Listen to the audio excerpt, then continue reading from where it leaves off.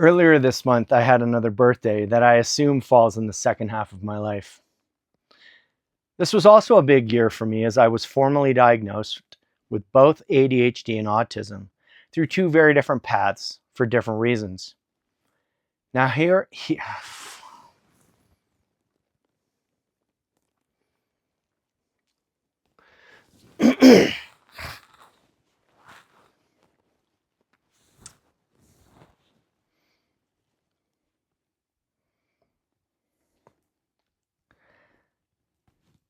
Earlier this month, I had another birthday that I assume falls in the second half of my life. This year was also a big year for me as I was formally diagnosed with both ADHD and autism through two very different paths for different reasons. Now here I am, and these diagnoses are helping to bring a lot of clarity to me.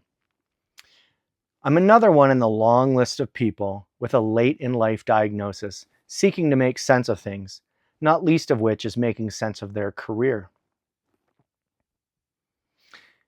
Let's flash back almost 2 decades. This is when I began saying a phrase quite often. It's a phrase that was foreshadowing for what was to come. I would say, "You don't know me, and you aren't getting the best from me." Which is a strange thing to say because I was winning awards and doing very well in my career. What I knew at that point was simply that I was different. I very clearly knew that people didn't truly know how to work with me, but I also didn't have the words to explain it myself or to properly advocate for myself. My formal diagnoses were a long way off, and the idea that I was neurodistinct was nowhere on my radar. What I knew, though, was that I was different. I was doing well in my career, but I was working in the way that was acceptable for my neuro-uniform leaders and colleagues. I wasn't fully working in the way that my own neurodistinct mind worked. There was more we could have accomplished together if either of us knew how to unlock my particular strengths. I think it's important to say, because I want to let everyone off the hook. If I didn't know I was neurodistinct, it's not fair to expect anyone else to know either. So I have a lot of grace for this topic, and I don't cast blame on anyone. But it is time for us to do better. From the vantage point I have now of having a diagnosis, I can't help but reflect on what happened in my career and why it happened. The dominant thing that sticks out to me is that I was personally limited by a stereotypical view of both ADHD and autism. I was trapped in the wrong frame of thinking. And I submit that this is still the case, even with the strides that have been made in understanding how neurodistinct minds work. And as it pertains to the workplace, I believe organizations are still paying a price for maintaining stereotypical views.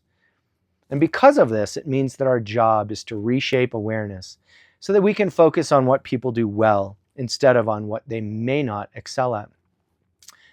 And by reshaping awareness, we will move the conversation from deficits or stereotypes to talent, which is something we all have. Ernst & Young published a study in the summer of 2025 that highlighted a number of very interesting and counterintuitive facts. They looked at and highlighted the top 10 skills needed for the future workforce. And of these top 10 skills, they demonstrated that neurodistinct professionals are actually more adept at these skills than neuro-uniform workers.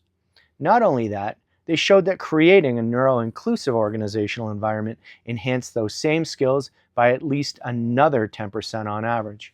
So let me explain this for a moment. They rated all employees on these skills and found that neurodistinct employees were better at these skills. And if those same neurodistinct employees worked in a neuro-inclusive organization, because all of them didn't have this luxury, then their ability on these skills was enhanced even further. Now, surprisingly to some, though not to me, neurodistinct professionals broke the stereotype on skills that people don't naturally associate with neurodivergent diagnoses. These are skills like resilience, flexibility, curiosity, and then leadership and social influence. Now let me know if you've ever associated social influence with autism. I think most of us believe that those are mutually exclusive, though this isn't what Ernst & Young found. If these things are true, then it's our job to reshape awareness and center the spotlight on the talents that everyone brings to work, especially for neurodistinct workers. In looking back at my career, I would have benefited greatly from a purposeful focus on who I am, what I can do, and how I show up at work. I truly wanted to excel and do more than I already was, even though my achievement was strong. In order to accomplish the goal of reshaping awareness, we will need to approach it from two sides, the employee side and the management side. So I advocate that we work with young professionals, specifically to help them understand who they are and how they show up at work. And this is so that they can self-advocate and build their specific and unique skill sets. Knowing yourself is the best way to avoid the potential pitfalls of a neurodistinct mind. Secondly, we clearly need to impact the management level of organizations so that leaders are able to effectively manage neurodistinct employees, but do so in a way that's generalizable to all employees, that puts the focus on talent and strengths and allows everyone to work inside an environment that supports their needs. And this is when employee engagement, productivity, retention, and culture will be pushed in a positive direction.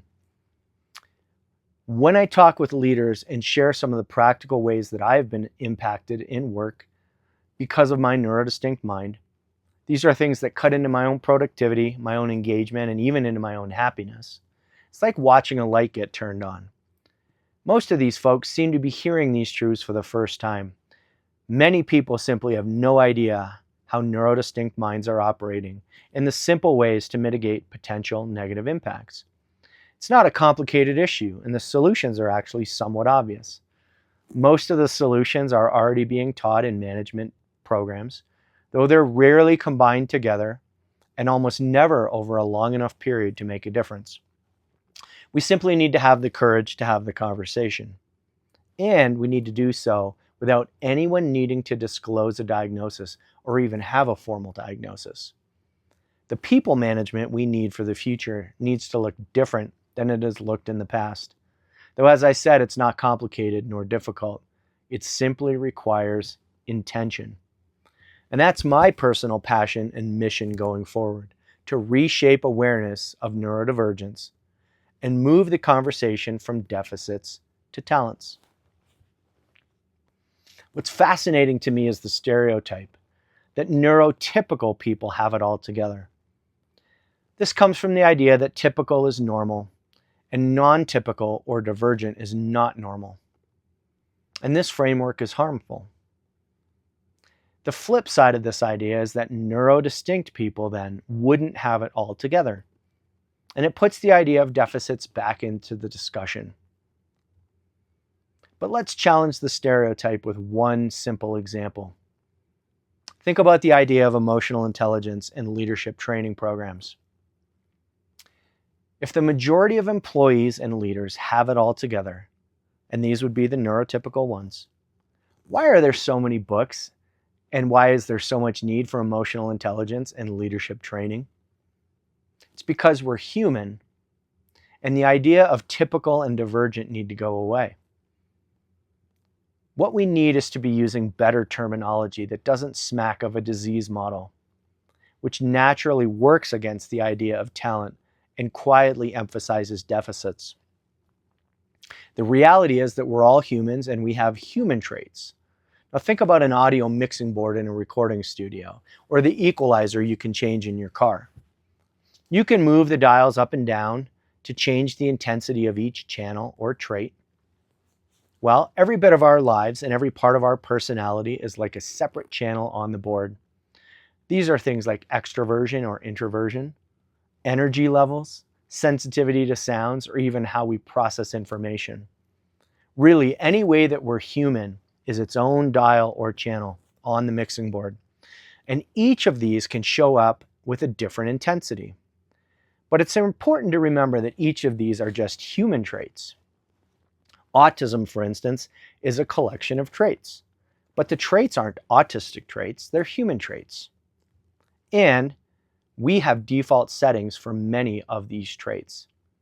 We change the intensity of these traits based on the context, environment, or circumstances around us. Now think about when you're hangry. Do any of your other traits get more intense? What about stress? Stress can mess up anyone's board and make specific traits more intense or spiky.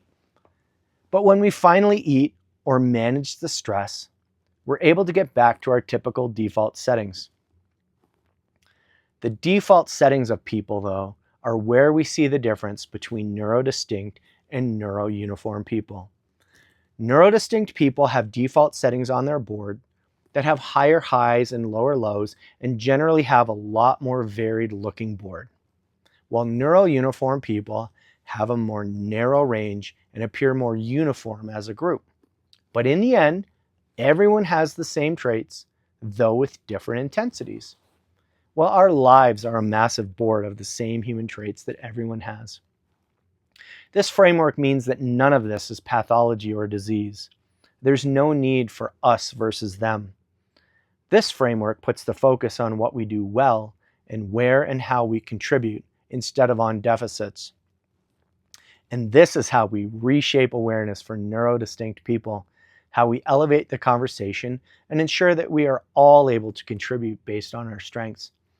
It's certainly how I have come to peace with my own career and my 2 new diagnoses.